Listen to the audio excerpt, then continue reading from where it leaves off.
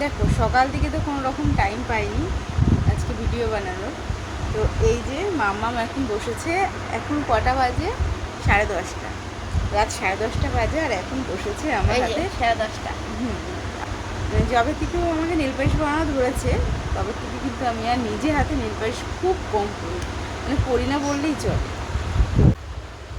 শোনা মা, আবার কি আনতে গেছিলে? কটন নেল পালিশ আনতে গেছিলাম আমি, কটন নেল পালিশ। তো এই নেল পালিশটা আমার ইচ্ছে ছিল পরার, কিন্তু এটা না শুকিয়ে গেছে, এটা শুকিয়ে গেছে বলে আর পরা হলো না। অনেকদিন পরেছে, আর আমরা এই কালারটা বেশি পরি তো জন্য বেশি শিখি। হ্যাঁ, লালচে খয়েরিটা বেশি পরা হয়, চেরি কালার যেটা। কিন্তু তখন লালচে খয়েরি কালারটা চোখের সামনে দেখি তখন আর কিনতে ইচ্ছে করে না, তখন এই কালারগুলোই কিনতে ইচ্ছে করে। সত্যি কথা। তো এই দেখো এখন আমি বলেছি একটু নীল পালিশ পরিয়ে দিতে, এই যে এখন ঘষা মশা করছে, ঘষা মজা।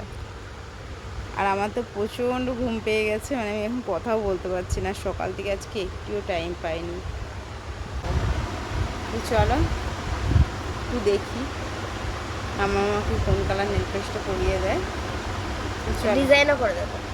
একটু পরে তোমাদেরকে দেখাচ্ছি যে মামা কোন কালার নেল পালিশটা আমার হাতের উপরে অ্যাপ্লাই করে। আর মানে আজকে এত রাতে নেল পালিশ একটাই পরার কারণ, সেটা হলো আগামীকাল আমাদের গোপুর বনভোজন আছে, মানে গোপুর সঙ্গে আমাদেরও আছে, গোপুর বনভোজন রয়েছে। তো মানে গোপুর নাম আমাদের কাম, গোপুকে নিয়ে যাব। তো এই কারণে আমরা সকালবেলা অত সকাল, আর গোপুর জন্য আমরা কেউ জামা কেনার কথা বলেছিলাম, বাট দাদাকে বলা হয়নি। কিন্তু গোপুর যাওয়ার ইচ্ছা আর জামা পরার ইচ্ছে বলে গোপুর নতুন জামা এনে নিয়েছে। এটাই তোমাদের দাদা ভাইকে আমি বলেছিলাম একবার যে গোপুর জন্য একটা জামা আনার কথা। তো পরে যখন ও বেরিয়েছে তখন কিন্তু আমি বলে দিইনি, এটা দুপুরবেলা বলা হয়েছিল। কিন্তু ও যখন আসলো তখন দেখি আমি গোপুর জন্য একটা জামা নিয়ে এসেছি। তার মানে গোপুর যাওয়ার ইচ্ছা আছে বনভোজন খেতে।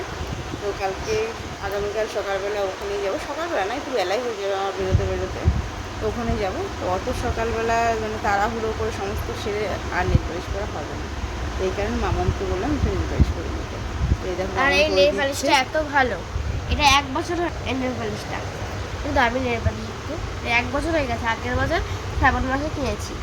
এই শ্রাবণ মাসে, হ্যাঁ গত বছর শ্রাবণ মাসে আমাকে চুড়ি, সবুজ চুড়ি আর তোকে নীল পালিশটা এনে দিয়েছিল না? হ্যাঁ, যাতে আমি হিংসা না করি। যাতে হিংসা না করে এই কারণে ওর পাপা ওকে এই নীল পালিশটা নিয়ে এসে দিয়েছিল। অনেকটা তো ভালো, বেশ কয়েকটা মাস হয়ে গেল। হ্যাঁ, 1 বছর হতে যায়। 1 বছর এখনো হয়নি, এটা হলো বৈশাখ মাস, জ্যৈষ্ঠ, আষাঢ়, শ্রাবণ, এখনো 2 মাস বাকি আছে, 3 মাস।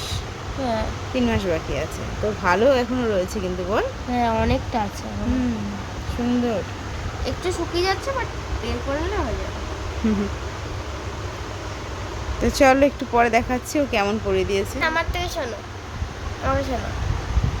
गोरे गोरे सपने मेरे बरसों से भी कितनी अधूरे धीरे धीरे পাগলি। তো নিয়ে তাড়াতাড়ি কর, আমি আর তাকাতে পারছি না রে মা। তো চলো বন্ধুরা, এই যে আমার নেল পালিশ করা কমপ্লিট হয়ে গেছে। তো চলো এবার একটু ঘুমোই, কারণ আবার সকাল সকাল উঠতে হবে। এই যে